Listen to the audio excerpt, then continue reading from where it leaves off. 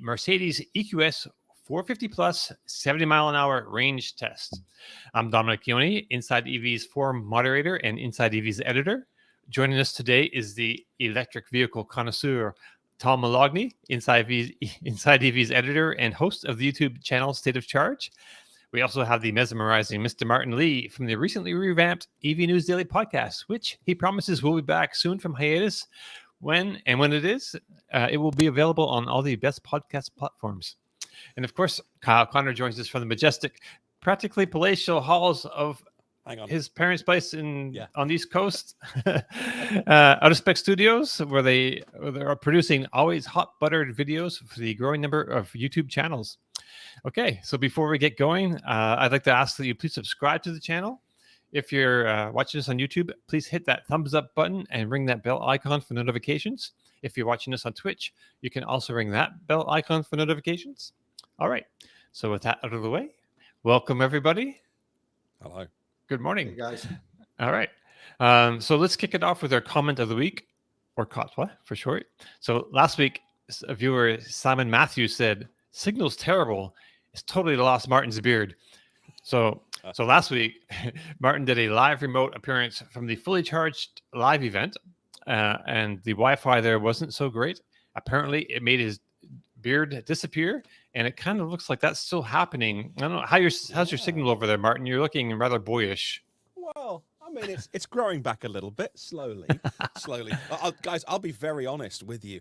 On another podcast that I'm on, they've got a sponsor, which is a razor company, Harry's Razors, and they said, "Can we send you a bunch of free stuff like face wash and moisturizer and aftershave and some brand new like luxury wet shave razors?" I said, "Yeah, send it all through." So I had a little, just before Fully Charged, a little daddy pamper session where the house was empty, and I'm like, right, in that case, I'm just gonna like treat myself and have a little shave and get fresh faced again, which has been a little while. And not only loved it, but also looked about 12 years old for Fully Charged. So that's why it was a free, some sort of free stuff that I was taking advantage of. Look, hey, Fully Charged was an amazing event. It comes to San Diego. I'm going to type this September 10th. There you go. So I would say anyone in the US that wants to come close or do a road trip, 10th and 11th comes to the US, and go along. And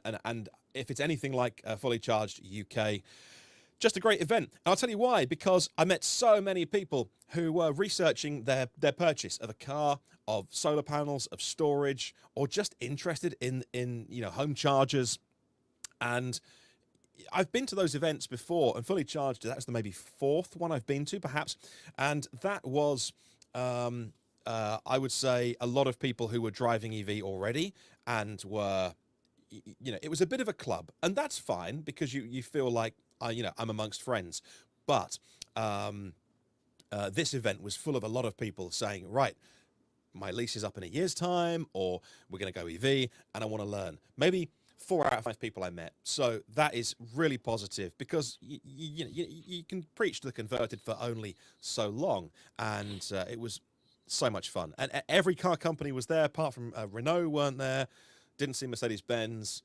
Didn't see BMW, which is odd, because it was held in a place called Farnborough, which is the headquarters of BMW. To get to the site of Fully Charged, you drive past the massive BMW building with the big gates, and that's their HQ, and they couldn't be bothered to walk about half a mile down the road and show off some of their cars, which was odd, don't you think? Everyone else was there, and it's great. Tesla were there, as I showed you on the live stream. Officially Tesla. And they were doing test rides of their cars. Model Y is new to the UK. It's about a month old in right-hand drive. And that for me was the key thing. It was so many people getting inside those cars and driving them. Nissan were there with the Aria, but it was held at, ironically enough, the location, Farnborough, is an airport where all the private jets take off from. And so, yes, lots of chemtrails above you, or whatever it's called, where where the planes are taking off. But they couldn't drive the Nissans on public roads, because I gather they're pre-production cars.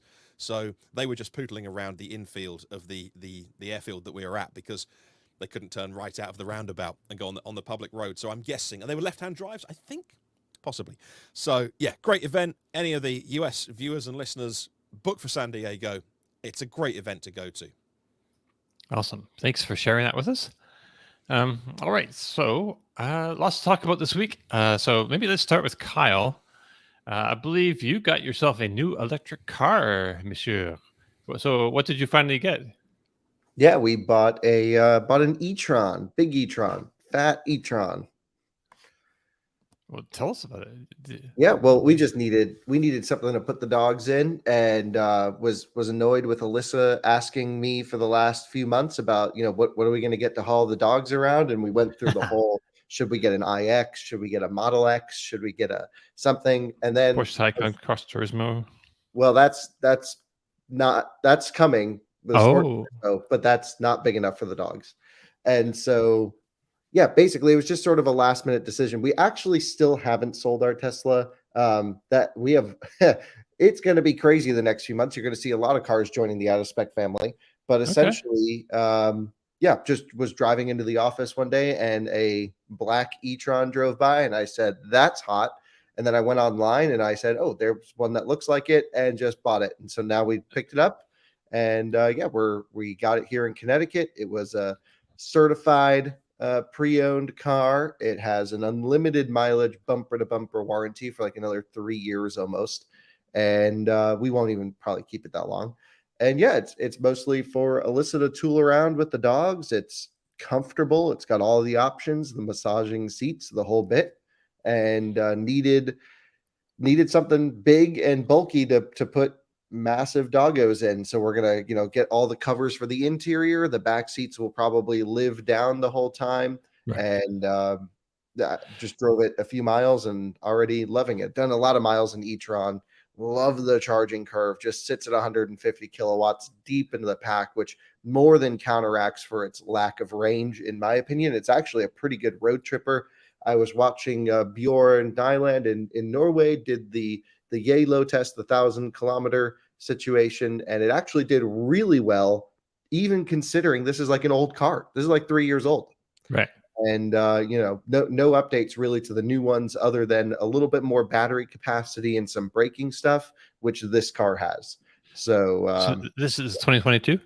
No, it's a 2019. Okay. Yeah, but it's got all the updates on it. And any miles on it? Yeah, 17,000 miles. Okay, that's reasonable. Hey, yeah. So I was talking to this guy last night, a little bit online, and he just bought a car an EV in California, but he had a heck of a time trying to even just find something like to buy. He's like anything. So he ended up getting a Leaf because that's all he could get. I mean, why? There's cars for sale all over the country. That's what I don't understand. You got to their roads connect East Coast to West Coast, and there's chargers connecting them too. Or you can ship anything across the country for like $1,500 or less. So like the country is your market. And so I just went nationwide, cheapest Audi e-tron with light colored seats. That's a Prestige. Okay. And then this one popped up, and we said, okay. Still not that cheap. 2 years ago, maybe even a year and a half ago, this would have been $20,000 less than we spent on it. Yeah, it's honestly not that far off what the thing would go for new. Okay, yeah. I mean, well, yeah, with 17,000 miles, it's still close to new, but still, you're not getting. It's not getting like that depreciation, advantage like you would a couple of years ago. Yeah, I mean, it is what it is. We just needed something. Alyssa needed a car to cruise around in. We were down to the Sprinter and the Smart Car once we sell the Tesla, which the only reason we haven't sold it yet, I have the paperwork sitting on my desk with their offer letter from this company that is offering us. I just need to make a couple videos with it saying we're selling it, but I just haven't been home in over a week. So, right. Yeah. Not a great time to be buying a car, but good time to be selling one right now. I just sold my 2016 Tacoma yesterday and sold it for $30,000, and I paid $32,500 for it in March of 2016. So I lost $2,500 in 6 years, 70,000 miles. And I cleaned the car nicely and filled it up with gas for the person that came to pick it up. And I think that's the right thing to do, getting such a good amount for it. But I actually recorded myself at the gas station filling it up. because it realized to me, I just realized that morning, it's the last time I'm ever going to be buying gas for my own personal car. Now, I'm sure at some point down the road, I'm going to need to use a gas station for something. But that's the last car that I'll ever own that has an ICE. And I'm getting delivery of the F-150 Lightning in a couple of weeks now. My build is next week. So in a few weeks, I'll have the F-150 Lightning. And that's it for me with gas. I'm finally able to dump the pump. I've had an EV in my driveway since 2009 consistently now. I've had electric vehicles for 13 years, but I always had that gasser next to it, for whatever I needed. And I always had a pickup truck because I actually don't own commercial property anymore. I always needed it to haul stuff and plow the parking lots and so forth. So I always had a pickup truck, but that's it for me. I'm done with it. So I made a little video. I think I'm going to make a little video for my YouTube channel on my kind of journey, because it's an interesting one. And we've talked about it on Kyle's Out of Spec podcast, how I kind of got into electric vehicles. And now it kind of culminated to the point that I am completely gas free. So I think that'll be a fun little story to tell. Wow, that's cost you $400 a year in depreciation. That's insane. Crazy. And how much, you pay a lot less than we do. How much is a tank of gas in a Tacoma? So right now, to fill it up was about $65 to $70. Yeah, that would be. It was higher a month or two ago. Right when Russia invaded Ukraine, when prices went up, it was $100. Wow. So it's gone down a little bit now. But yeah, in that video that I'm going to do, I'm going to talk a lot about how much I've saved in electric over the last 13 in gas over the last 13 years. And, if I had the F-150 Lightning over the last 13 years instead of the Tacomas, because it wasn't my first Tacoma, I've had a few of them, how much I would have saved in energy and so forth. So I think that will be an interesting video to put together. Wow. Hey, Martin, you're just a little bit quiet. Still? Yeah, you just guys a little never bit. say that I'm quiet. I know. You see, here we have a viewer. Bender Balsam is saying, could use a little more volume for Martin. Hard to hear. I'll turn myself up. I'm not. You guys know like, hey, you're too loud. You're too loud. But there we go. I'll turn myself up a bit. Maybe just a little closer. Yeah. Even more. Oh, wow. There we go. That's nice. There we go. Awesome. I'm on the big boy mic, so I need to be close to it. That's why. There you go. I think we might have found the comment of the week for next week, guys. So I did a little more Chevy Bolt EV shopping on the weekend. So I looked through the list, and I saw another one like $25,000 or $6,000 area. Like that's like perfect. I can do that maybe. And so I send the email. I am interested. Is this still available? Get the email back. No. So why are the people are advertising like dealerships cars on that they don't have? They don't even have them come in. They don't have anything, but they have they're just trying to get traffic to their website, I guess, or something. It's like super annoying. Anyway, I won't go on about that. So what model year are you looking at to buy? I'd really like to get a new one, like the second generation with a nice interior. Oh, I mean that's amazing. I mean that's I really don't like the original ones. I already drive a Spark. Yeah, it's like kind of very plain, plasticky interior. So the more recent ones haven't had the battery replacement yet. Is that right? They're doing it kind of chronologically. So you may be waiting a little bit, but that's all right. You can wait. I can wait a little bit, but I can't wait too long because I need to sell my Spark while it's still going to fetch a good price. I think it will, and help offset the the cost of the new car. All right. Well, maybe that's a job to the hive mind of the podcast audience. Go find Dominic a nearly new Bolt. Yeah. Do you want a particular spec? You want a Premier, or what do you think? I would. Well, I mean, I would like. I mean, my most important thing is the price. I need like 30,000 or below. That's really what I'm looking at. Preferably below. Sticker? Are they stickered below 30? No. Wait. So you want to find a new one with a discount? Yes.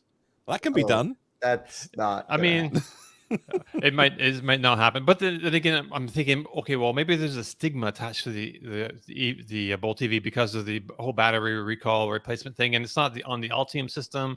So, maybe there's a chance. I don't know. We'll have to see. I'm just keeping my eyes on things, and I might maybe a used one will pop up. Because that would take a used one too, because it says there's no federal rebate anyway, and a Of used course. one's going to have pretty low miles. Get one with 5,000 miles on. That'd be great. Yeah, I would definitely do that. So I'm just, Yeah, it's going to be hard to get a new one used though, because so few of them were sold before they did the stop sale. I mean, so few of them were sold, and a lot of them that did already sell their Bolts because of the recall and everything. They've already done that. They're not, sitting around waiting. Yeah, because we've had a few people like on the forums, on the Inside EVs forum, come and say, "Oh, I had a Bolt and I sold it because of the recall thing." And there were great deals, 6 months ago or whatever. I mean, crazy deals. Right. My friend picked up a 17 for $16,000, and then a couple months later got the battery upgrade. So he's got a brand new battery, like $16,000 for it. And your article, Tom, said it got like a 13% range, 13.5% range bump or something. Yeah. Wow. Wow, this list with the new battery. Yeah. Yep. Okay, so we should talk about Kyle. You, I believe this week you were also driving. I'm looking up Bolts for you. Kyle's shopping. Episode, it's going to be like, let's find Dom a car. Are you on Car Gurus or you got to go? No, you got to go to Noonan, Georgia. That's not too far. That's not too far. That's not too far to you. They got $4,000 on the hood. New 2022 Bolt 2LT. Sure, that's fine. It's $29,987 MSRP. Well, it's not MSRP. MSRP is $35, but they have incentives and all the other stuff. $29,900. You're going to be like 31 out the door, 32 out the door with tax, right? And plus the trade, which you'll make up that tax difference on trades. Well, I'm going to sell my car. I don't know if they'll give me as much as Carvana will. Just say, here's what Carvana give me. Can you match it or give me 500 more? And then I'll work the deal for you. I love stuff like this. This is what I live for. Sometimes we end up with cars because I just feel like I need to start making deals. Wow. And that's a 2022? Yeah, 2022. There's a million of them. You just go on cars.com. You go lowest to most expensive. I did.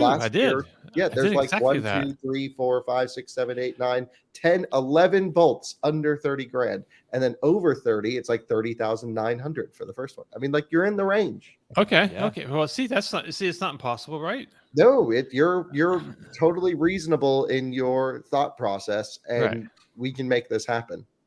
All right. So let's talk after the show. But first, let's because I don't believe them until I get the email from the dealership now saying, "Oh, we actually have them on stock." No, here's the problem: no emails, all phones. Okay. Yeah. Okay. Don't email anyone. And if that falls through, we're going to start a GoFundMe page from our followers. Absolutely. To get Dom in a new Bolt. Right. Under 30 grand, the Patreon or whatever we use will make up that difference. Okay. Well, that's interesting. I kind of like this idea. Just like, I don't know if people are entertained by this or not, but I used to love I used to listen to this podcast all the time. And I like the part where people would send, I want a car. I need it to do this or that. And then, the people would, go through all their options and things. So that's something that I was thinking that we could do if people have want a car or need a car and they don't know exactly what they want. They could send us what they need, what their list of needs are, what their driving patterns are like, and we can choose them a car or an option. Yep. Yeah. I like that. So, Kyle, this week you were in a new Tesla Model 3 Performance with vision-only autopilot, no radar, and attempting the out-of-spec Advanced Driver Assistance Systems or ADAS test called the HogBack Challenge. Now you have footage of the whole thing out there on Out-of-Spec Reviews channel with Jordan with you in the car. So maybe start with a quick summary of what the HogBack Challenge is for our new listeners, and then just tell us how it did. So did this just actually before last week's podcast and was really impressed. We also ran a 2019 Tesla Model 3 Performance, also stock, but with the radar. So same software, we ran the vision and the radar back to back. The radar cars video hasn't been posted yet, but I'll save you 45 minutes. It, both absolutely killed it. Both are by far the highest performing we've ever tested in the driver assistance challenge, but the vision only did a little bit better than the radar. Oh, really? And the radar car had a phantom brake where the vision only did not. Which I thought was interesting because we keep hearing reports of vision only cars having phantom braking, and that's not to say that's not true or that those are invalid. It's just to say in this particular test, in these set of circumstances, the radar car had more phantom braking than the vision car. Interesting. So I watched that video. Christian Richard says, "Get Dom his Rimac Navara." That'll be the next one after the Bolt. Bolt now, then the Rimats. Right. And again, same under 30 grand.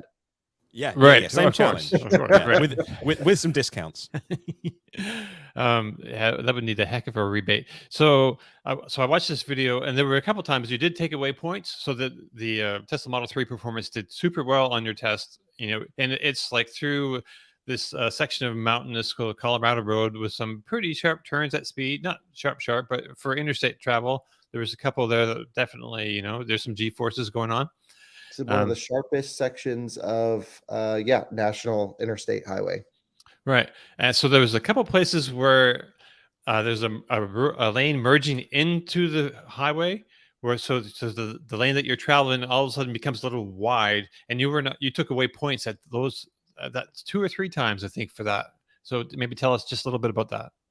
Yeah, well, this is something autopilot cars have been doing since 2014, but primarily 2016 when Autopilot 2 came out. They just look at, when you have in Colorado, we don't require the dotted lines for on-ramps or off-ramps. And so basically the car views that as a really wide lane and scoots you over to the middle of it, which is always just makes it look like you're drunk to other people. And this has not been solved. Some of our viewers and commenters say it has been solved in the new software, but we literally did this on the newest software, and it just does all that stuff. So you thought Tesla shut off radar in the cars with the software update. Did not get that impression on the software we were on, and I thought that was just for FSD beta cars. But if they shut off radar on all the older cars, then they were the same, but we still had to run them. So aside from just a little scooching over in the lane thing when it got wide, it did like perfectly basically then, right?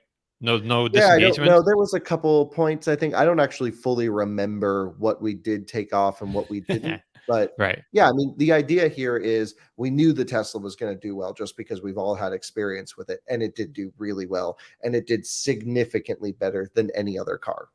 Right. The one thing everyone keeps asking us to try is comma AI. So I'd really like to give that a go in this test, and don't know anyone with a car that has it, but perhaps we should reach out to them and see if we can get it installed on something, because everyone says it's amazing. I've never had experience with it. They're really nice on Twitter. I mean, they seem pretty approachable. Cool. Nice. Yeah, well, the guy that runs that, or behind that whole thing, it seems pretty cool. I'll ask Jordan to reach out to him and see if we can arrange a demo car or something in Denver, or a demo unit to put on a car. I don't really know how it works, to be honest, but yeah. Oh, really? It'll work with any car with like a steering assist, basically. So like cool. Honda Accords, it'll work on. Doesn't have to be electric. We've also run the Honda sensing system in this test, and it did really well. And that video will go up next week. Okay. So you also released a pretty awesome video on the Out of Spec motoring channel this week. The other one was on reviews. This one was on motoring, and I think it was shot like a couple weeks ago. But it took a while to edit because it was actually like pretty involved. Starting from the palatial offices of Out of Spec Studios in Fort Collins in northern Colorado, you had teams drive 5 different electric vehicles, starting with 100% charged batteries to Las Vegas in a race where the cars could only exceed the speed limit by 5 miles an hour. So it was kind of a race between the Tesla Supercharger network and the CCS network, but also a race, I guess, between the very different models. So you had a Tesla Model 3 Performance, a Hyundai Ioniq 5 SEL, Tesla Model X Long Range, Porsche Taycan Cross Turismo, and a Ford Mustang Mach-E Standard Range all-wheel drive. So I guess the extended range. Extended range. Oh, sorry, I wrote that down wrong. That's good then. So I guess we want to know which car won, I guess, and what was what the best strategy seemed to be. It was a pretty good video too. It seemed you had a lot of views on that one, so it might be entertaining just to watch. So I didn't actually watch the whole thing. I got to set up, but then I ran out of time last night. So yeah, what was the best strategy? It seemed, along with any other things you might have learned from this experiment. Yeah, so part 2 is going to be up maybe tomorrow. I think we posted this one on a Sunday. I usually try and space them out a week for motoring videos. I just reviewed part 2 last night. We all sat down here because I was with my parents. We all watched it. I hadn't seen it up until then. Alyssa's been this has been her project, coordinating timestamps, getting clips all laid out. It was honestly very interesting from my perspective to see what others had done. Here's the genesis of the trip. We all left Fort Collins, 5 electric cars, 3 CCS, 2 Tesla charging units or charging cars. We wanted to see, is it faster to use the public network or the Supercharger network? And that is, on this stretch of road that is a very heavily trafficked one that matters to us because we go to LA or Vegas all the time. We're doing this stretch often. And so, it's an interesting one because we have a couple advantages and disadvantages. We have Electrify America with 350 kilowatt chargers at every stop. However, at most of the stations, 1 or 2, half the stations were not working, not functioning. And then you have Tesla Superchargers, which are half version 2s, older ones, and then also half the brand new 250 kilowatt version 3s. So it wasn't the perfect showcase of either charging network's installation. And to be honest, I think, if you watch part 1, which is already up there, no question the Supercharger network's easier, less annoying, and works way faster. You just roll up, plug in, and that was part of what we wanted to show, of course, was how amazingly robust the Supercharger network is and has been for almost 10 years. So they got it right. And then you see us getting to EAs and we're like trying to, that charger doesn't work, but the app says it's offline, but the charger says it's online. We're plugging in, things aren't going. But then we're actually getting more power than what some of the Superchargers can output on that stretch. And the stretch wasn't adapted to show one is better than another. We literally were just leaving our office and going to Vegas. And that's a very common I-70 is one of the most traveled routes in the country. And that's just very common over the Rockies. So it was fascinating, different strategies, different cars. I know the Taycan really well. Alyssa and I took the Taycan 4 Cross Turismo, range mode, aero wheels, slammed on the ground, maximizing. It was a race. We treated it like a race. And now that we were watching some of our competitors, they're like, climate control on and lounging out. I'm like, this is a race. This is why we're here. If you want to go on vacation, don't join.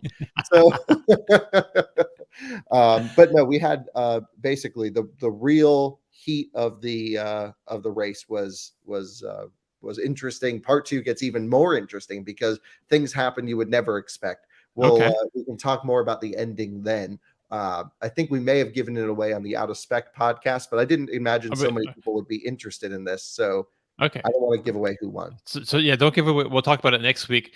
Also next week. So you and Tom both drove the Ford Lightning this weekend. We can't talk about it, right? But no, we can talk about everything except what we thought about it drove like. So we can tell you all about the event. We can tell you all about the trucks, but we can't tell you what we thought. No impressions, no driving impressions. Right. I saw a lot of people talking about it, from everything from auto journalists to sort of far and wide. So it seemed like Ford really reached out to say, "Hey, come along and have a play." It wasn't the sort of a small group of people. They really seemed to have pushed the boat out. Is that the impression you got? 120 journalists, 62 trucks, 61 trucks. Yeah. Wow. 4 different waves. This was an enormous event, one of the biggest events I've ever seen. And it was where was it? In San Antonio, Texas. And there were goats involved.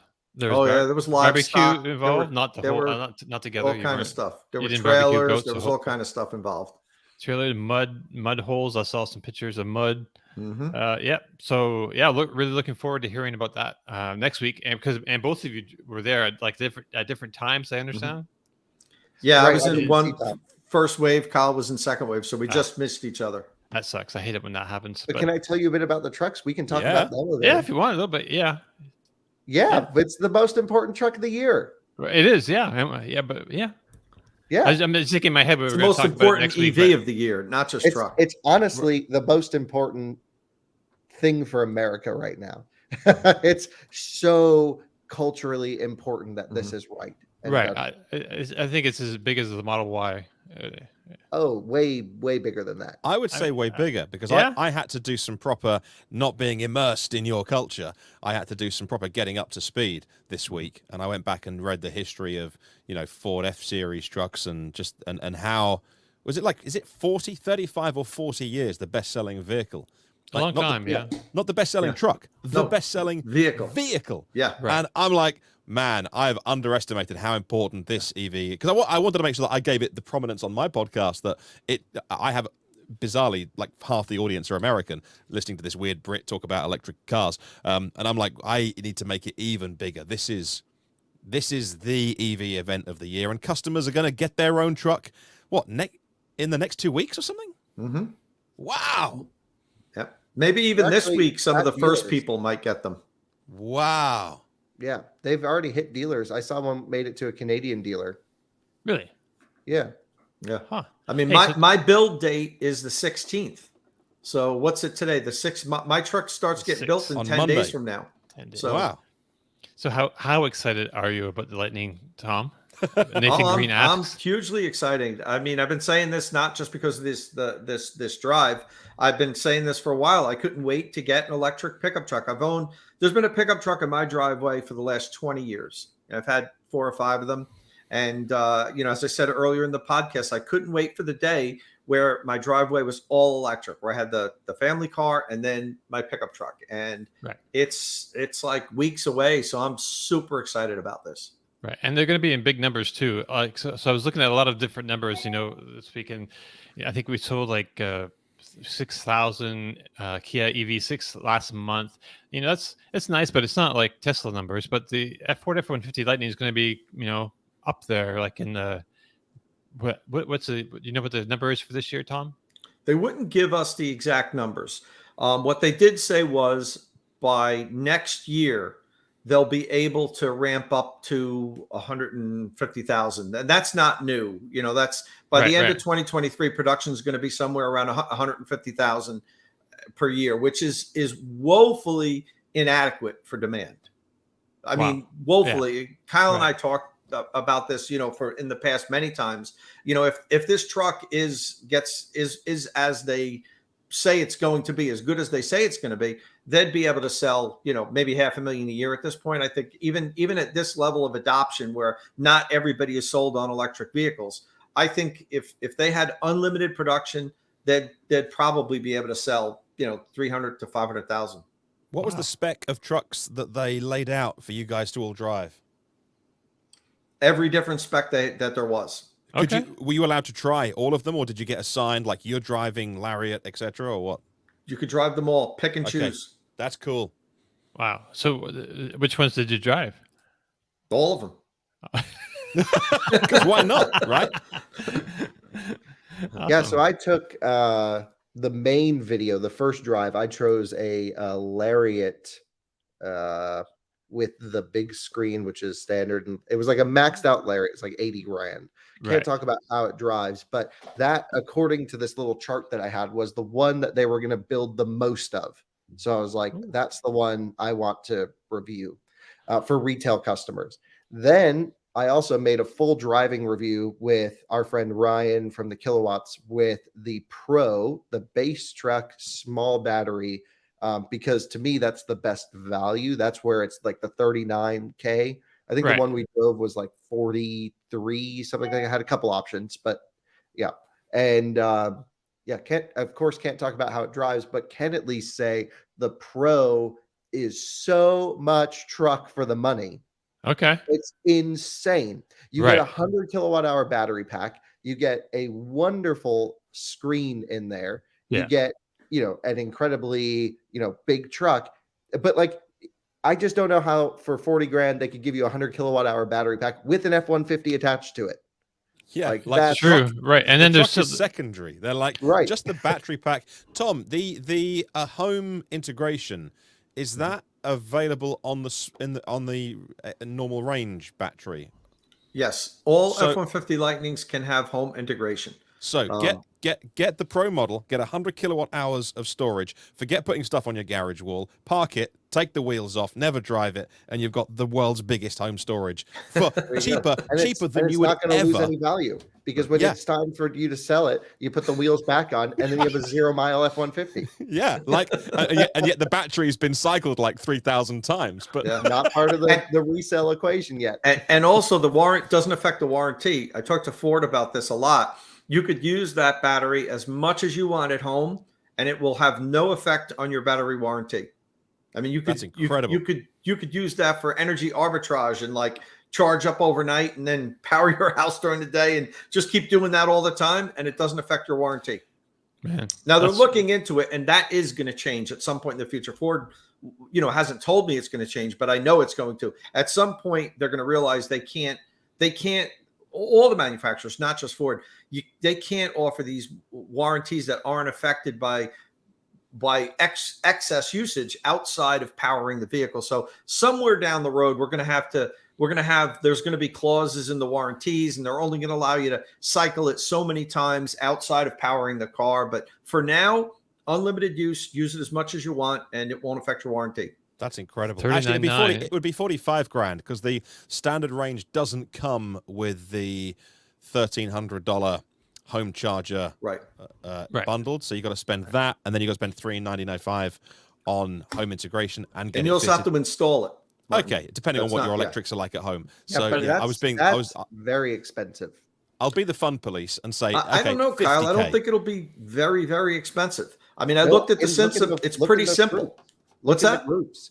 So I'm in all the F-150 owners groups, and I've been watching all of the Sunrun conversations they've had. Right. Some, actually, I would say, I haven't done any competitive research. Like, I haven't gone through and looked at the post, but I have seen multiple quotes over 10 grand for installation. Wow. Like, it depends on your house. They might have a 100-amp main and need a service upgrade, which in itself is $3,000 to $5,000.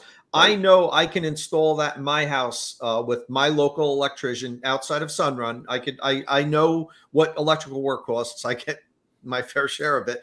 I'm certain I can have that installed at my house for under $2,000. I'm 100% certain. Right, and that's great. But think about it this way: there's at least that's the first one of like 7 others that are getting quotes from the company Ford recommends that are $10K. Someone got $100 and something $1,000 quote, but it was just an error, which was really funny. Well, do you know what the error was? I know what happened. No. All of the initial estimates that got sent out by Sunrun added $100,000 to the quote. So if your quote was $5,075, you got a quote for $105,075 because I had like 10 people emailed me their quote because I've done a lot on this system, and they're like, Tom, you better talk to Ford because they're charging me more for the truck to install the system. Yep. So Marty Walsh, who works for a utility, I believe out in the Midwest somewhere, a lot of homes are 100 amp service, many are 200, few are more than 300. Agreed, and it's very regional also, and age-wise, how much the amperage there are. Right. But the one thing I will point out, Marty, it says few are more than 300. You don't need a 300 amp service to have this system. I know Ford had on their website initially that, it was required to have a 360 amp service. That's incorrect. I've debunked that. I've talked to Ford. I interviewed Ford. And after I interviewed them, the next day they changed their website.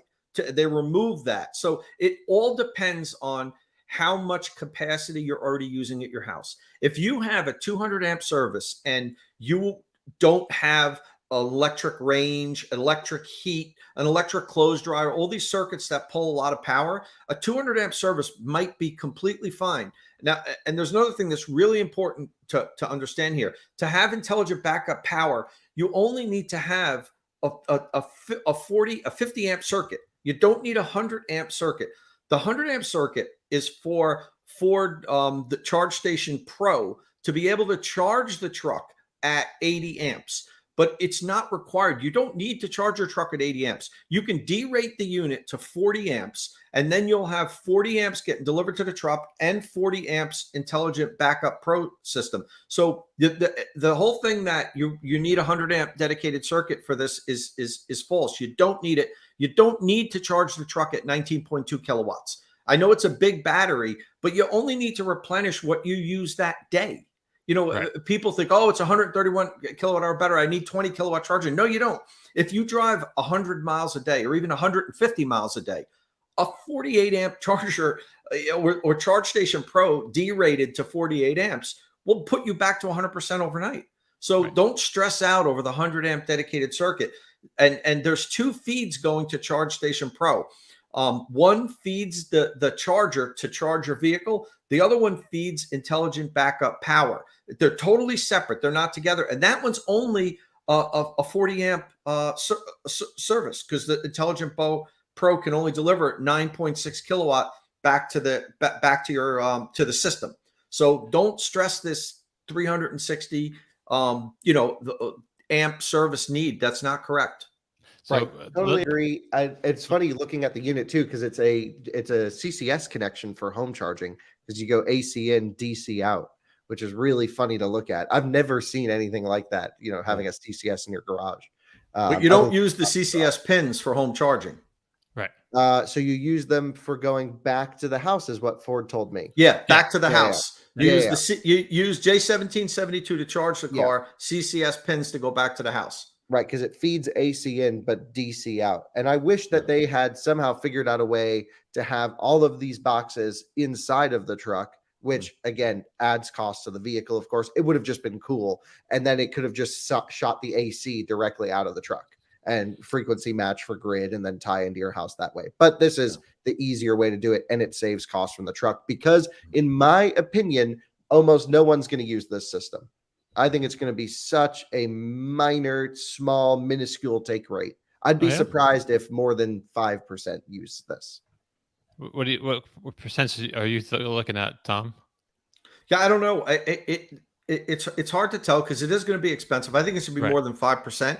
I know it would work for me if I needed it. I'm still undecided if I'm going to put it in, because I have a whole home generator, a natural gas whole home generator at my house already. So I'm powered, during power outages the whole time anyway. And we get them frequently here.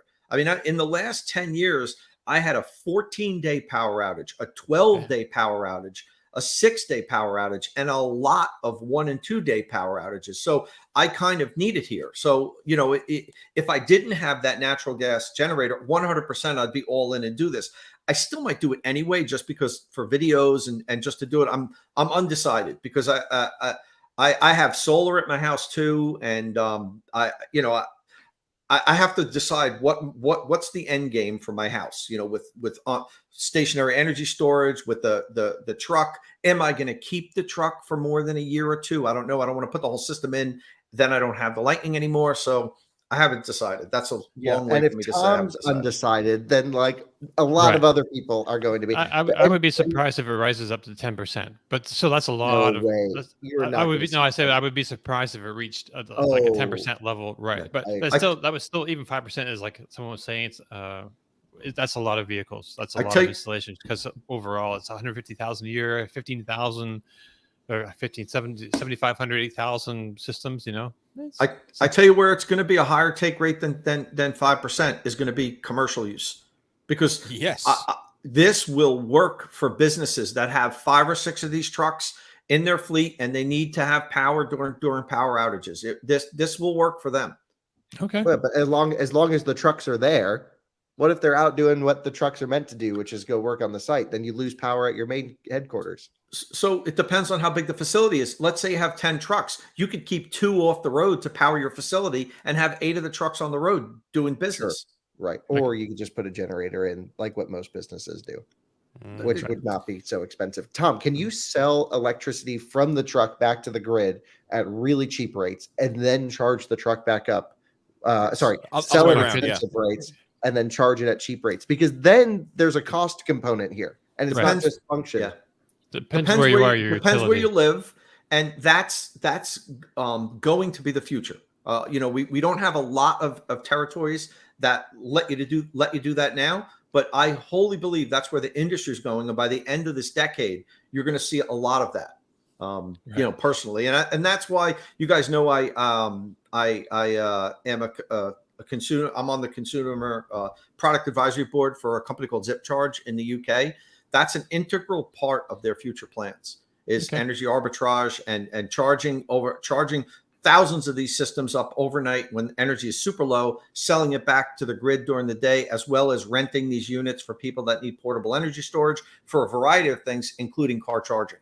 And that's where I believe the puck is going to be in 10 years. That's the wholesale market, though. So it has to be, because that's like how the market behaves. The idea of paying the same unit price 24/7 as a domestic customer is only there because we didn't have the technology before to bill you per half hour, but we do now. And so that has to be the future, because that's how the market works. And so that has to be in order to stop everyone getting home at 5 or 6 p.m. and plugging their electric car in 8 years' time. It has to be, actually, I'm going to change my behavior because I get more money in my pocket, which is the only reason that anyone does anything. It won't be to save the planet or to help out the grid. It'll be, it's going to cost me $20 now or $5 at 9 p.m. I'll just wait if you don't have to drive somewhere. So it has to go down that route. Now, you guys know that I'm on a half-hourly tariff. I've just left the half-hourly tariff because of the energy crisis. But for the 2 years, I was on a half-hourly tariff. And it completely changes you in loads of little subtle ways. And that's before I had solar. So with the 6 extra panels on top of the studio here, so we've now got the 16-panel system and the fixed battery, it really changes your relationship with how you use energy and charging and stuff like that. Now, if you absolutely have to charge your car because you're going somewhere, it's a moot point. You'll plug in because you need to, or you'll DC fast charge somewhere. But if you have that flexibility of knowing I need about 6 or 7 hours of charging tonight, and I don't care when my car charges, you're more likely to give that control to your electricity company and your utility, so that, hey, by 7 a.m., in fact, it might not even be on kilowatt hours. I think it'll be miles as the adoption curve of EVs goes forward. I don't think we'll talk kilowatt hours. I think the utility companies will know, XYZ car does 4 miles per kilowatt hour as an average, right? That's the average that car does. And so I think you'll say, hey, I want to wake up tomorrow morning and I want 150 miles in my car. And I think some people will leave it and the utility will manage it and you'll get money in your pocket, because at the minute I'm paying right now 25 pence per unit now. Overnight I pay 5 rate pence all day. No, 5 pence. So I've gone to a dual tariff, 5p overnight, 5 pence overnight, and 25p now, because we've got the solar. It's May. I've exported 10 kilowatt hours today. The battery's full. The car is full. The hot water is at 50 degrees. So I don't touch the grid from now till I think September. I don't know. I'll wait and see. I think I'm off grid now with fixed storage and enough generation. But if I was on an export tariff with Octopus, my energy company, and they've just come to the US, I think in Texas to begin with, then they will pay not just pence, but pounds, like 2 or 3 pounds between 4 and 7 p.m. per unit, per kilowatt hour, because the grid, that's how much it's worth. That's the market. And I'm convinced, like Tom said, the market will move us towards that. And so if I think, well, I can sell 2 or 3 kilowatt hours from my car, or 20 kilowatt hours from my car at peak time, and then charge it up again overnight, because I'm not going anywhere today. Right. That has to be the future. Yeah, it's the future. Interesting. Hey, so we need to move on to hit all the topics by the end of the show. So that's great. No, that's great. That was very interesting here, and I enjoyed this a lot. And I enjoyed talking about the Lightning more too. I was just worried about not having anything to talk about next week, but there'll be plenty to talk about actually. So Tom, you've had a heck of a week. You just got back from driving the Lexus RZ 450e in Spain, which you'll tell us about in a bit. And then you went to go drive the Ford F-150 Lightning, but somehow in there you also did a fast charge session with the BMW iX and a range test with the Mercedes EQS 450 Plus. So let's start with talking about the this BMW iX fast charging session that you did, where you took it from 0 to 100%. It had a pretty interesting curve. I don't know. What's your big takeaway from this to start?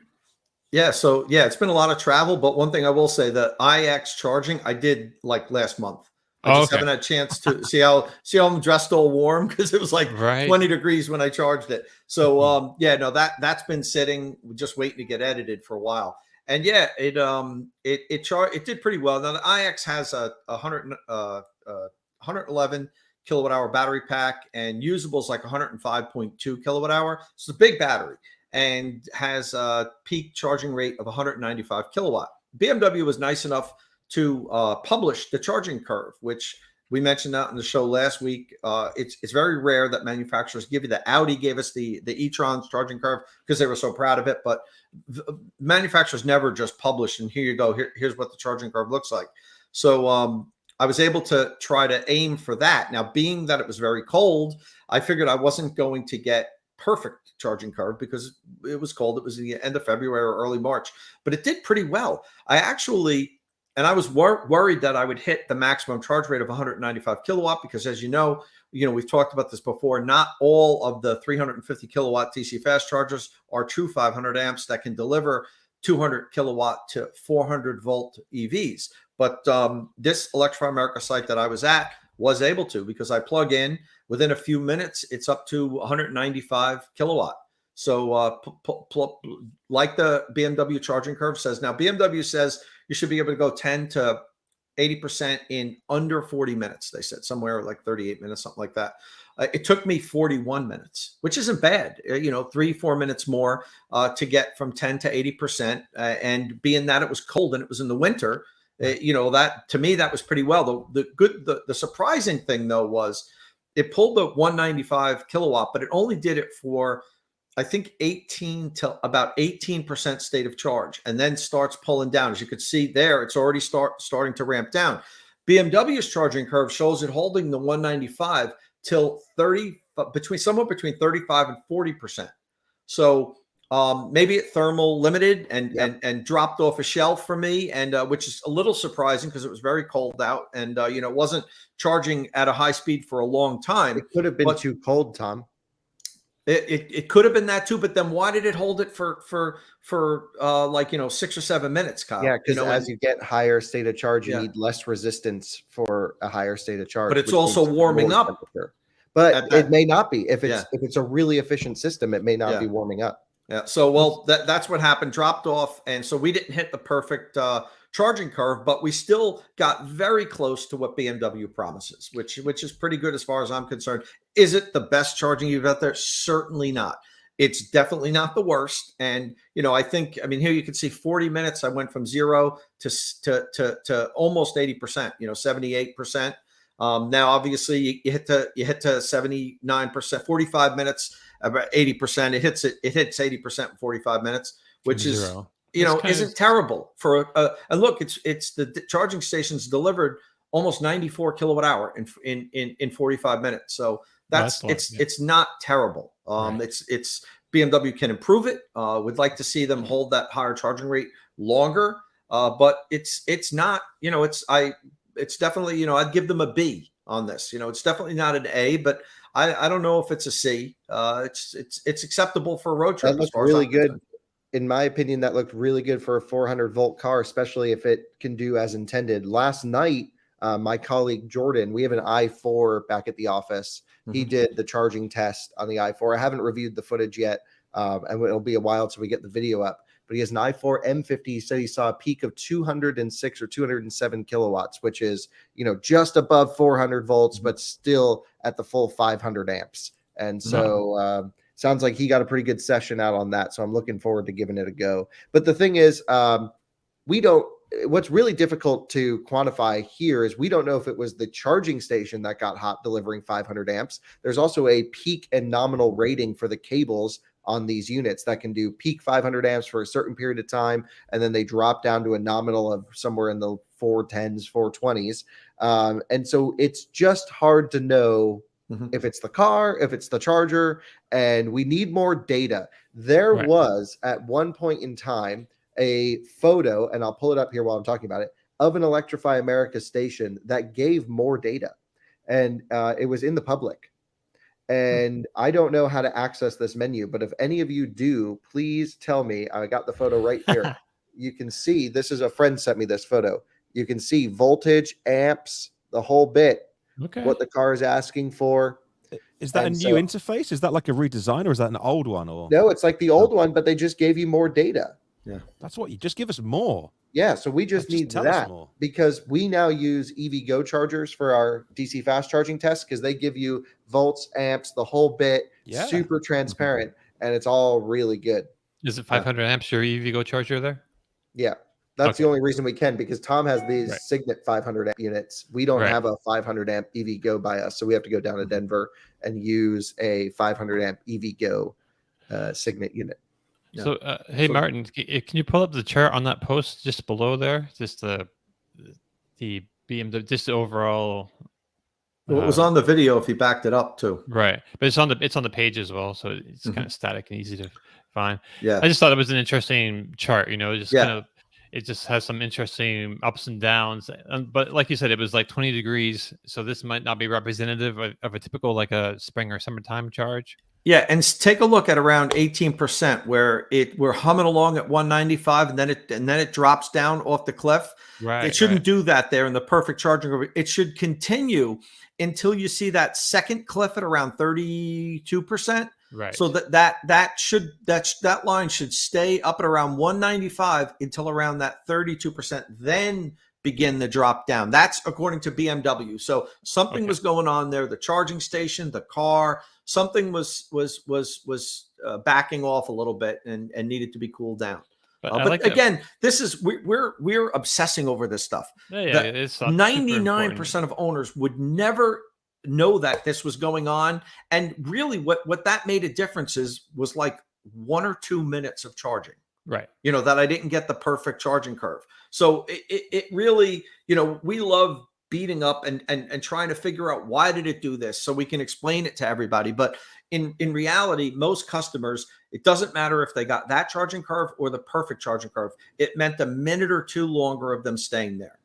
I remember one of the early videos I saw, Kyle, that you made on your channel, going back a long time now, and you had 2 Teslas and you had updated one of them to the latest software, and I don't know whether this was like 200 or it was a 250 V3 Super. I forget what it was, but your point at the end of that video was, oh, it was 2 minutes difference. And you're like, okay, well, that's okay. Yeah. Right.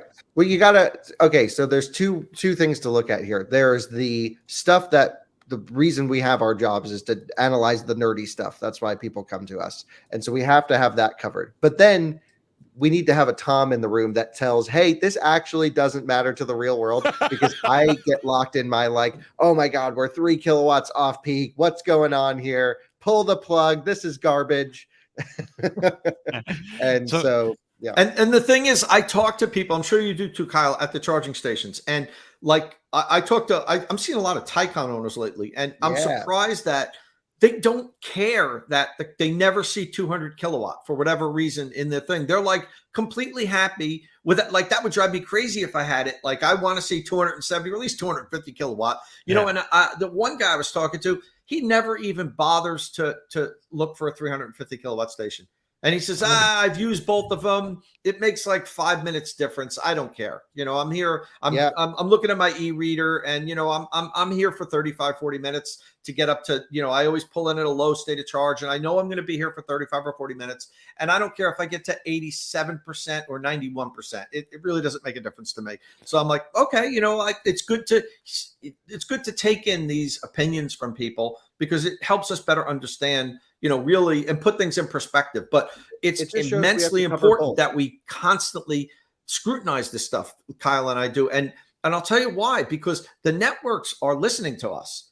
They are listening to us scrutinize what they're doing, and they're reacting to that. And they're making a better charging experience if they know there's watchdogs out there like us that are saying, look, there's something wrong with this. This has to be better. And, you know, so it's good that we're out there doing that. So just to go back, if they learn anything from it. I think they see my videos and go, "Oh, look at this idiot! He's making another video about us again." So just to go back to that BMW iX, chart just one more time. I thought it was kind of interesting that you get down to like 83%, and then it flattens out the it's at 50 kilowatts, which is a decent rate. That's what the Chevy Bolt charges at, like it's a max. So it stays at 50 kilowatts from like 83 all the way up to like, I don't know, it's got this weird little spike up at 95%. That could just be that it ripped the cooling or something. Yeah. Right. So so like to 98%, it's like 50 kilowatt. That's impressive, I thought. Yeah. All the way up to past 95%. You're pulling 50 kilowatt. Look, I like this charging curve. This is what I like. It's a constant current, constant voltage curve, which means it's going to rip 500 amps until it reaches top pack voltage, and then it steps itself down. Steps or a smooth curve like the new 7 Series. It's fine either way. I mean, it sounds like they're working on adapting it even further. It shows that BMW gets how to do charging. They're confident in their temperature sensors. They're confident in their vehicle. Because again, to do a curve like this, you need a lot of supporting data, from inside to monitor all of your systems, monitor different cell voltages across the pack. And this just indicates that BMW engineered a very solid battery for the iX. Yeah. Well, don't forget, BMW has been testing DC fast charging on EVs probably longer than any of the established brands. I remember back in 2012, they let me go to one of their labs, and I was watching. Back then, they had the Active E, which is the 1 Series converted, and it had it outfitted with DC fast charging. Now, the production cars that they gave us to drive didn't have DC fast charging, but they had a vehicle that had it, and they were just running it cycle after cycle after cycle and crunching the data 10 years ago. How many other of the established brands were doing that? In 2012, very few. Many. Yeah. So they do have a lot of experience with DC fast charging, BMW. All right. Hey, so let's talk about that Mercedes-Benz EQS 450e Plus range test. So the other German manufacturer with like a big electric vehicle intentions, all electric by 2030, I believe they're saying, which it's a big commitment. So wheels and tires can make a significant difference in range, and the EQS has like a half a dozen choices. I was on the Mercedes site last night. Is it like 6 different tire wheel combinations? So Tom, you did our standard 70 mile an hour range test with maybe the best combination, the 20-inch aero wheels. Kyle tested the same car and got 344 miles on 21-inch winter tires with just a tad less. So that's a tad less than its 350 mile EPA range rating. I believe it's 350 miles. I didn't double check my numbers last night. So tell us, Tom, how did this test go for you? Yeah, shockingly, I was really surprised because Kyle and I always come up very close to each other when we do range tests. Now, yeah, as you mentioned, the wheels were a little bit different, and Kyle was on winter tires. It wasn't just the wheels. They had given him winter tires, which will definitely make a difference. And it might have been a little bit colder where Kyle did. And I don't know. I don't remember if you had bad wind that day or not, Kyle. But so I was figuring on. Go ahead. No, I think it was pretty good conditions. It was just, where we have is just wide open. So I just sat all day. The whole thing's live streamed. If you want to waste 12 hours, however long it took. So, I mean, I was figuring on around 350 because Kyle got 344. I figured I'd do a little bit better. The tires, wheels are a little bit better. And the thing just kept, each quarter I'm checking in and I'm driving like 100 miles each quarter. And I'm like, this is going to go way more than 350. And it did. I pulled off the highway. So I ended 70 miles an hour at 391 miles. And there was 1% left on the battery. So as Kyle and I both do, we jump off the highway. And then I'm on a secondary road driving about 55 miles an hour, close to 70 miles an hour. I drove it another 4 miles and I ended the trip at 395. And at the time, it said 0% state of charge, but there was 2 mile estimated remaining range. And, I was already an hour later than I thought I was going to be that day because I thought I was going to be finishing up at 350 miles and I really had to get home. So I said, okay. It says 2 miles. I'll let the readers decide what they want to, give it. 391 when I stopped at 370 miles an hour, 395, 397, whatever you want. But it came really close to 400 miles. And it finished up with a consumption rate of 3.67 miles per kilowatt hour, which is outstanding for such a big car. If you take a look at the Inside EV's 70 mile an hour highway range test master post, it's at the top of the Inside EVs on desktop. You can click on it and it has all the cars next to each other.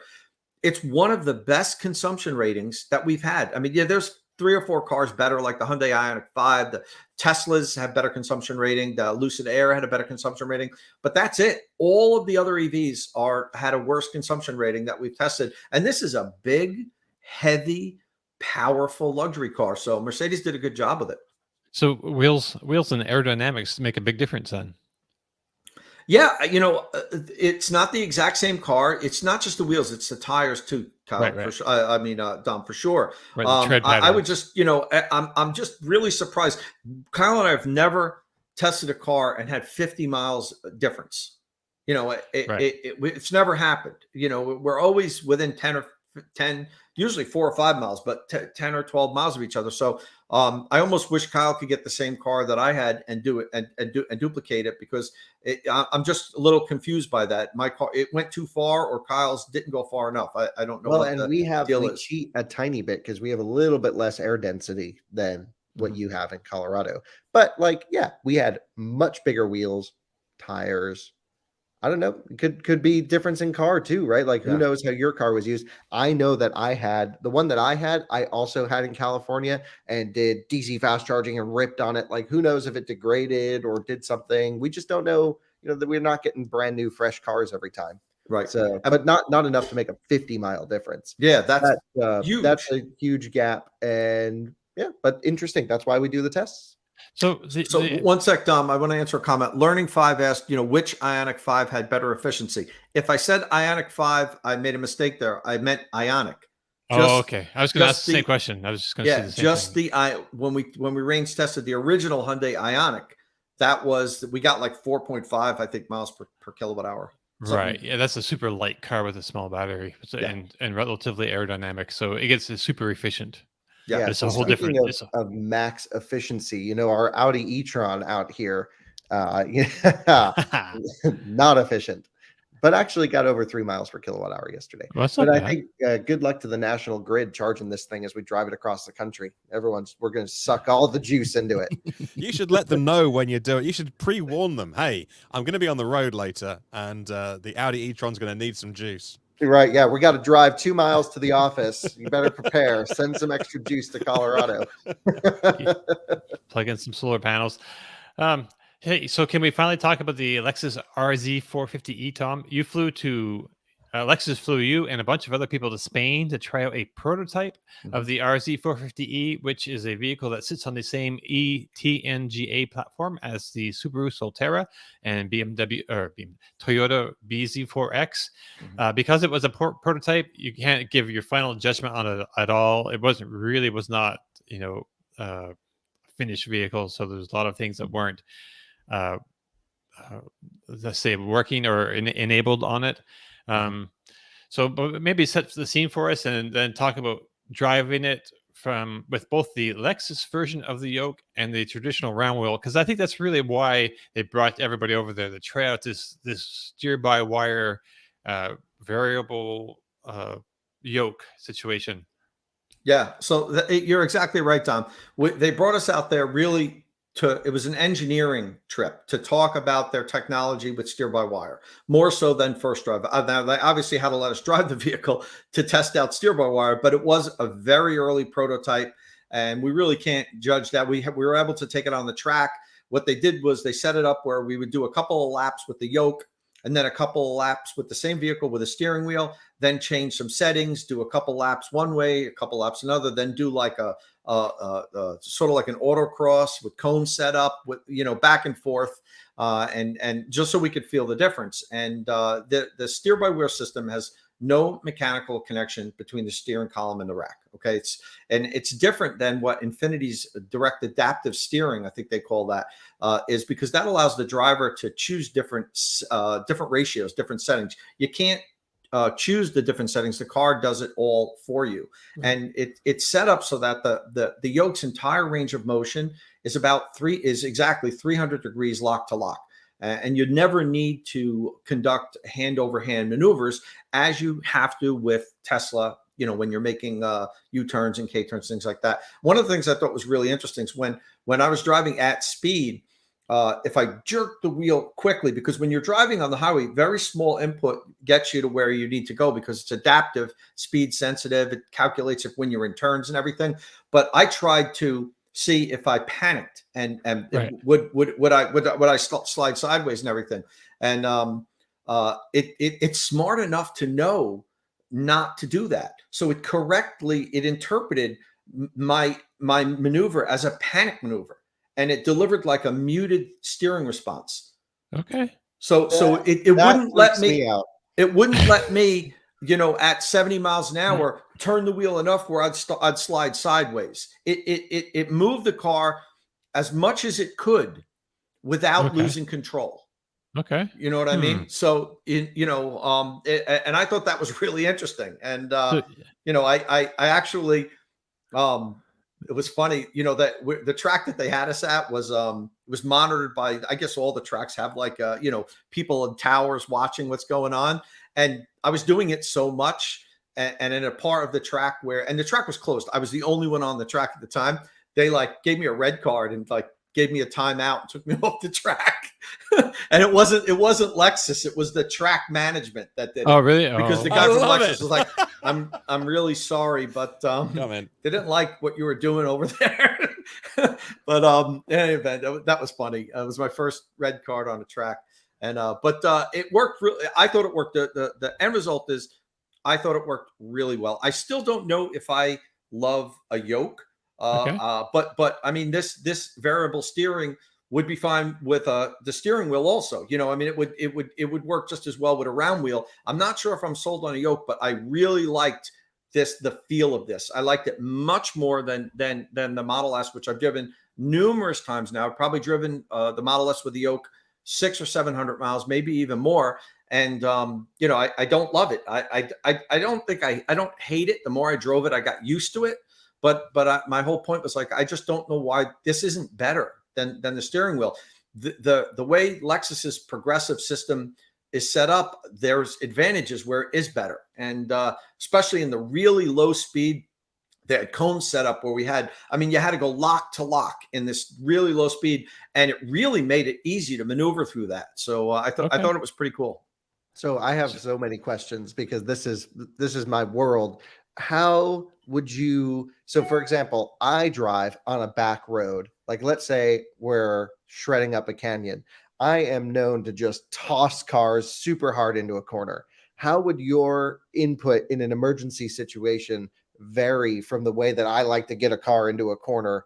And then on a back road, we're working with inches here. What if it gets that wrong? Did it ever feel like it would? Because there's no chance for recovery. You get one shot at your steering input. Yeah, that's hard to say, Kyle, because obviously I wasn't able to do that with it, and it's still an early prototype. That's a question that needs to be answered. Will it make the wrong decision? Will it correct what you're doing, but what you're doing? And it's actually not correcting it. To a system you would think the car would think, who's this idiot? Obviously they're wrong, but it's no, that's why I turned ESC off. That's why I shut off all the systems when I drive, because my inputs aren't normal. I'm typically testing the car. I'm getting it in a very awkward situation so that our viewers don't have to, and then, trying to at least provide a safer experience for everyone by being the only idiot on the road. So essentially this kind of freaks me out more than the Tesla yoke situation, because that is a fixed ratio. I'm fine with adaptive ratio steering a bit. I've driven so many cars over 20 years, adaptive steering ratios have been in cars. It's nothing new. Mechanical. Mechanical. Yeah. But, and I've driven Infinity's steer by wire thing. I've driven things that don't have a direct connection to the steering wheel, which is awkward. I spent some time with Infinity's system, and if you really load it up, you can actually input harder than the electric motor can turn the wheels. And that's not the case with Lexus.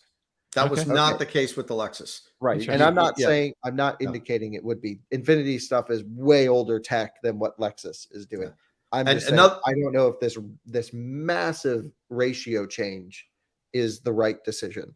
And another thing that's interesting, so we're calling it a yoke here, and Lexus was so adamant that that is not the name of it. Right now, it's steer by wire. In most of the markets around the world, it's going to be called one motion grip, OMG. That's terrible. And but the US OMG, one motion grip. The Lexus USA has vetoed that name. They're not going to be calling it OMG in the US. Right. They haven't decided what they're going to call it yet. So right now, it was like, don't call it a yoke. It's steer by wire, but we'll tell you what the real name is going to be soon. Pilot grip. Yeah, they have like airplane, some sort of airplane kind of thing. And of course, we're all like immediately after they said that, like the next person is like, so is the yoke standard, you know, like, which it's not. You'll be able to get the RZ 450e with the steering wheel or with the yoke. But they're both steered by wire, though, right? So they're going to sell that in the U.S. So is it? So people. So there's a big controversy online yesterday because another publication, CNET, had published this, very critical article of the Tesla steering yoke, which I thought it was a little bit overly critical. Maybe. I mean, there's reasons to not like it, but anyway. Wait, are you surprised mainstream media was overly critical towards Tesla? I mean, I know the guy who wrote it, and he's a nice guy. I do too. I like him. And I know he believes what he says. He's not, he's not being influenced by sponsors or advertising or anything like people's conspiracy theories. No, he's a legitimate journalist. Right. Yeah. So he had written this very critical article about it, and then the same publication published somebody who went on your drive, Tom, and they said the new steering yoke is weird but kind of wonderful. So there was like a lot of backlash. This publication is like terrible and mainstream journalism, et cetera, et cetera. It's it's frustrating for people who work in the media to see people like this like blanket mainstream media with this thing and make up conspiracy theories. But that's not really my main point. So a lot of people were saying in the comments that this new steer by wire isn't available in the US because it's not legal here. I don't know. I looked up in the FVMSS, like that's the code, the legal standards for the U.S. driving code. I couldn't find anything. I don't know if there is something or not, but I couldn't find anything that says it's illegal. I don't think there is. No, I think you're good to go. You're just responding from someone on Twitter making a claim there's that it's a lot. not legal. I'm just saying there's a lot of people have the impression that it's illegal, but and it hasn't really been done by a lot of people aside from Infinity. Yeah, exactly.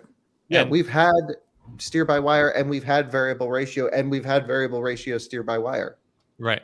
There's a German company called Scheifler Paravan who had a great result in a race with a steer by wire car in the last year or two, and they say that theirs is approved for road use. But I wasn't sure if that was just like the European Union or if that was something here, because they sell like equipment for people with disabilities to be able to hand control their car, so it doesn't have a traditional wheel. There's a lot of secondary use cases where that could really work, right? Specifically, mobility challenged folks. Mm-hmm. Right. Yeah, it's important technology. Yeah. I mean, the summary of it is I found it to be a better yoke type system than what I experienced with Tesla. That's my opinion. Right. Other people might have other opinions. But what I will say is, if you read all of the reviews from everybody that went to this, it wasn't a big press trip. I think there's only about 12 of us that went.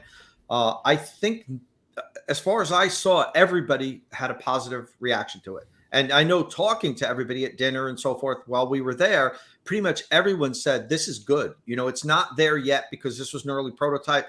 They need to make some tweaks, but pretty much everyone looked at each other and said, wow, that's better than what I thought it would be. Because we were all kind of laughing when we got in the cars, and just like, this is going to be really interesting because it's a different system and it's an early prototype. It's not fully baked. They told us all about that. So we're like, yeah, this is going to be fun on a racetrack with this. But at the end of the night, everyone was like, that's pretty damn good. I'm liking it, and if you read all the articles, everybody pretty much said the same thing. But of course, on the Twitterverse, we're all wrong, and that's just the way it goes. And and also what I also love is how people take this position that, well, they paid to fly you there and gave you a hotel, so they bought you.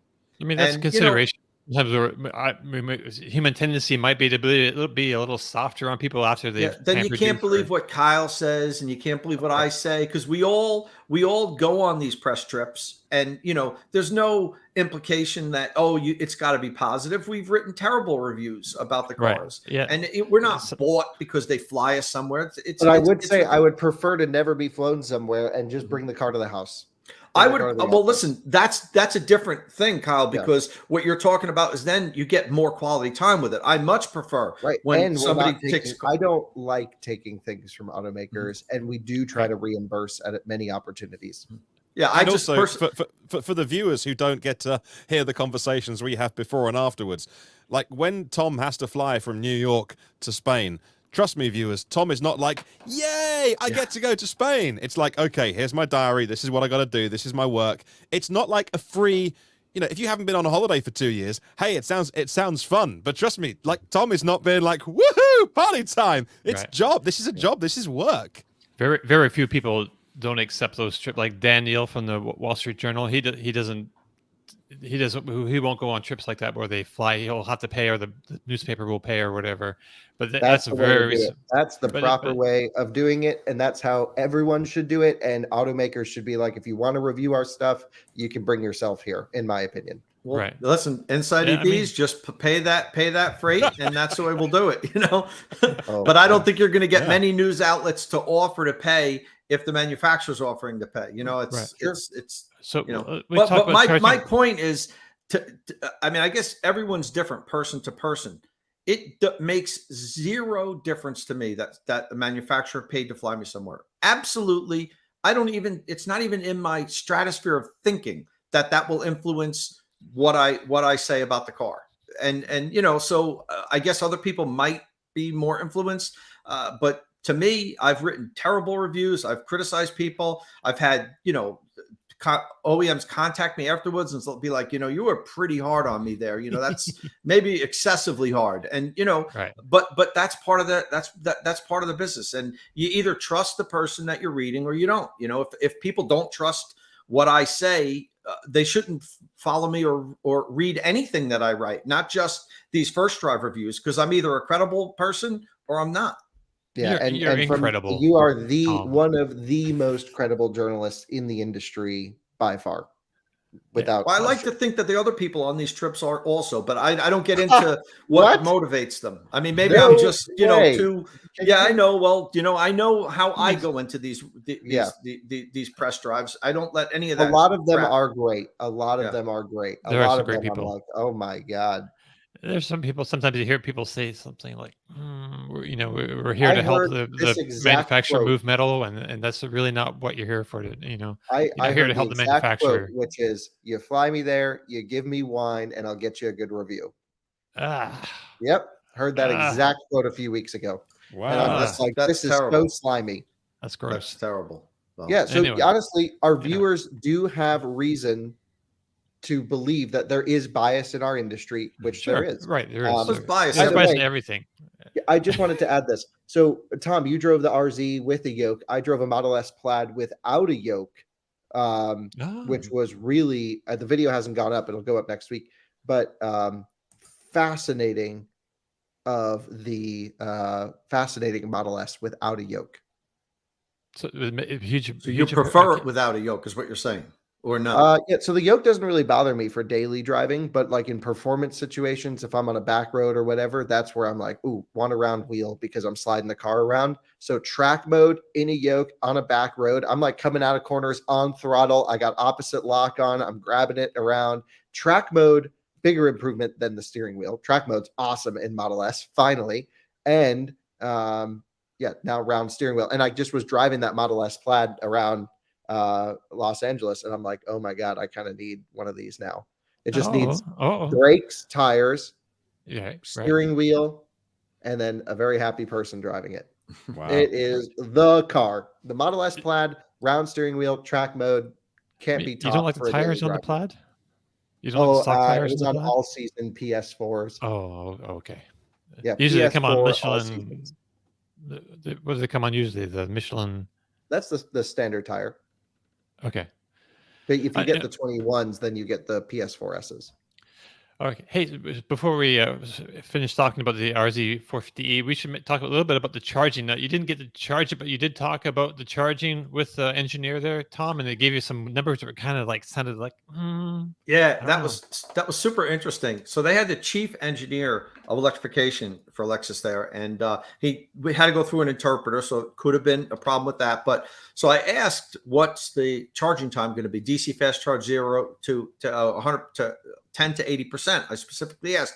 Now, Kyle did some charging with the BZ4X recently, and that's the one he did was all-wheel drive version BZ4X that has the Cadel cells. The front-wheel drive BZ4X has the cells that are jointly made with Panasonic and Toyota in this new battery partnership that they made. So the front-wheel drive BZ4X charges better than the all-wheel drive. You buy the all-wheel drive, you get the more premium vehicle, costs more, and it charges terribly, as Kyle showed us on his video. So the thing with the Lexus is all the RZ 450es are all-wheel drive. So I said, well, is it going to get the Cadel cells like the all-wheel drive BZ4X? It won't. It's getting the Panasonic Toyota cells. Okay, so step one, that should be better charging. So I asked them 10 to 80%. What will it be? And the answer was 0 to 80% in 30 minutes.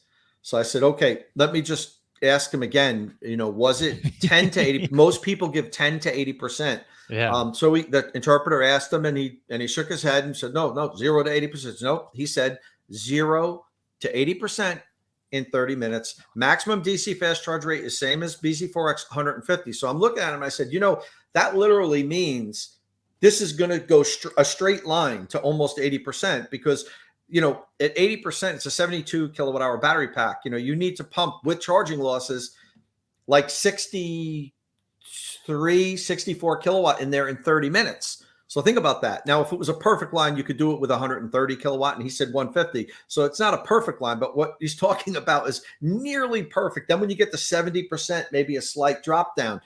I don't know if that's going to be the case, but he was clear as could be, and I asked him to reiterate himself, and he came back with the same answer. So can't wait to charge this thing. We'll see.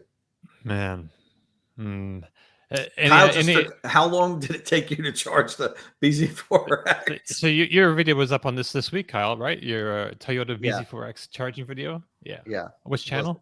I don't even. Autospec reviews. Yeah, I don't want to think about it.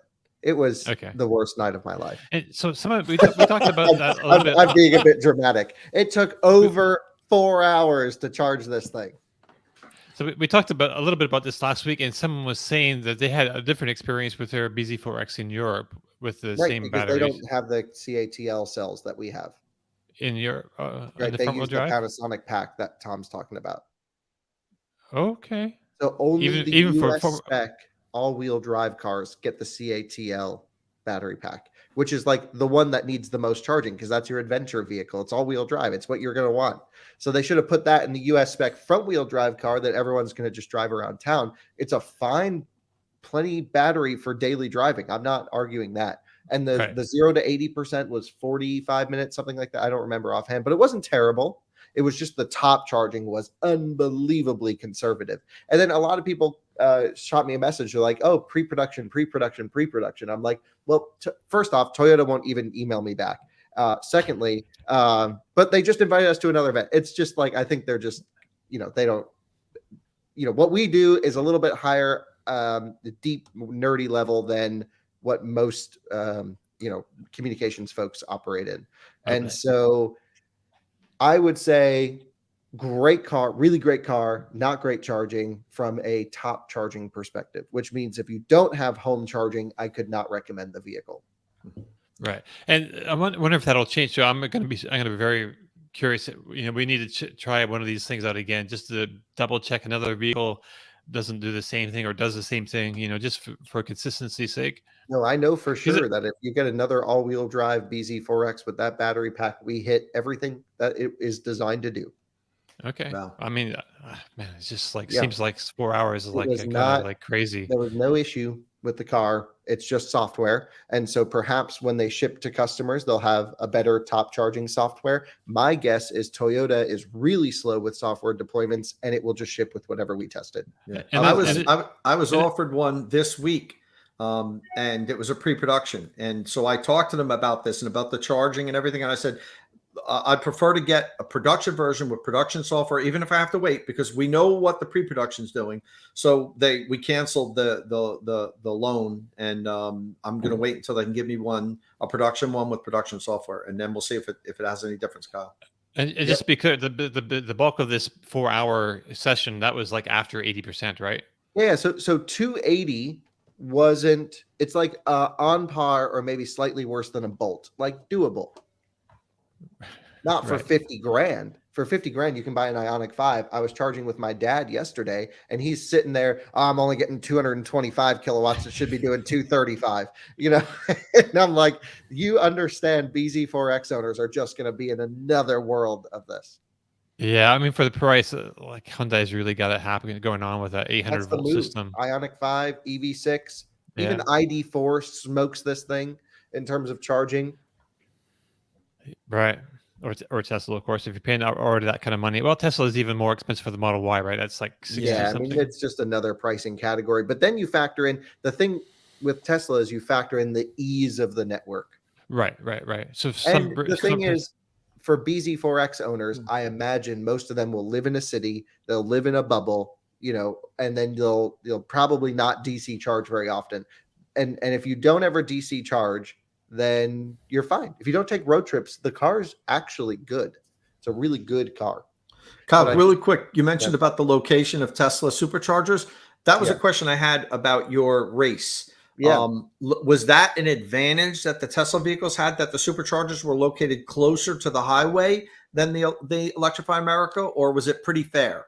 Yeah, in one location that some cars skipped and some didn't. I mean, I would say there was not a big difference. Yeah, one location that I skipped, which would be Grand Junction. Both are pretty far off the highway, but the EA station's like another mile or two down the road. Mm-hmm. But all plus or minus a mile or two off the highway. We have a lot of space out in the Midwest. Nick Nordic asks, sorry, why are we talking about 100% times? 80% matters. True, but we're geeks, so we talk about 100%. But 100% matters too. We show the entire thing, and then you can gauge from what percentage matters to you, because everyone says something different. Some people will say you have to do 10 to 80. Some people say 5 to 75. Some people say I need to go full because that's how I live. And so, everyone has different opinions. So if you go 0 to 100, you cover the whole spectrum. And don't forget, it's not a very long range electric vehicle. Some people are going to need that extra range when they're on a road trip to get to their destination. If this was a Lucid Air and it can go 500 miles, sure, there's never a need to charge beyond 80%. I mean, probably if I owned one, I'd never DC fast charge after 60%. But when you start getting shorter ranges, it becomes important. I'm editing my Mini Cooper SC DC fast charge recording. And, I talk about, at this point, we usually tell people to unplug, it's 80%, but I'm like, with a Mini Cooper and 100-mile range, you might need to go 100% every time you charge just to get to that next fast charger. And it's not bad up top in that car. And it's not bad up top. You're right. So that's one thing we have to consider. Yes, the general rule is you really shouldn't DC fast charge after 80, 85%, but it depends on your trip. And that's why Kyle and I log the full 0 to 100 so people can see, well, if I do have to stay to 100%, what's it going to take? How long is it going to take from 80 to 90 or 80 to 95 or 80 to 100? So that's why we do it. We're not advocating for charging to 100% on a DC fast charger. Hey, so we're really out of time, but Martin, I just wanted if you could just spend like a couple seconds or something on this Lucid Q1 results that happened yesterday. There's a little bit of interesting data that you raised with us earlier. Yeah, sure. So from the top of my head, now that Lucid are a public company, we get to see their numbers every quarter, and that's the advantage of being private. Elon Musk will find that with Twitter very soon, I imagine. You can do what you want, not tell anybody. But because they're public, we get to find out all their details, and they have to share all those things with the markets. And so lots of good things coming from Lucid in their Q1 numbers. They only lost something like 80 million Maybe it's 50 million compared to 2.9 billion for the same quarter last year. Still reiterating that production of 12 to 14,000 vehicles this year, but the exact number of cars they made in Q1, I don't have it on my screen. I think it's 360.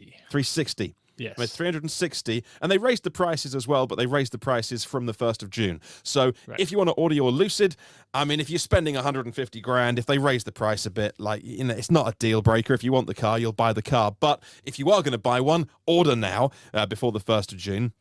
Because prices do go up. The top spec one doesn't change. The performance 174 grand one. But the point is, they made 360 cars in 3 months. And that shows how difficult I think these startups have it sometimes. And we all get on the case of Toyota and Ford. You know, we all complained when the Mustang Mach-E came out and Kyle charged that and it took about 50 minutes to go from 80 to 90%. We were like, what? Like, how do big car companies get this stuff wrong?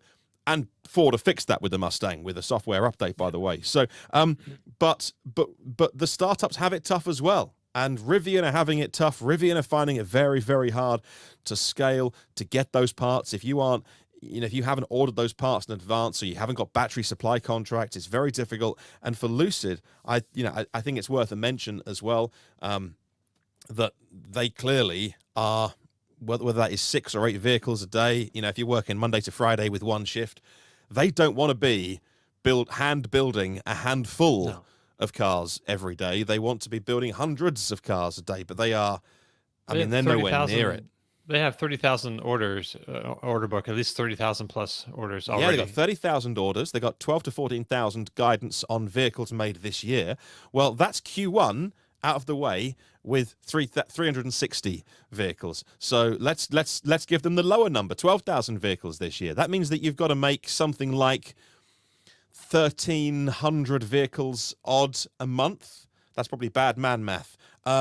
You know, from April, from the start of the second quarter, and that's gone already. And have they gone from 6 vehicles, you know, a day to 1,300 a month all of a sudden?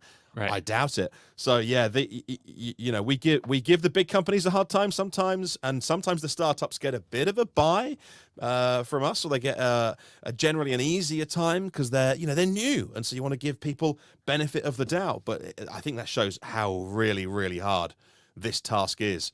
Right. To scale. Look, the headlines are all good. They've got $6 billion in cash in the bank. They're not short of money. Right. They can get through this. And we know the technology in it is good. We know the people behind the project is good.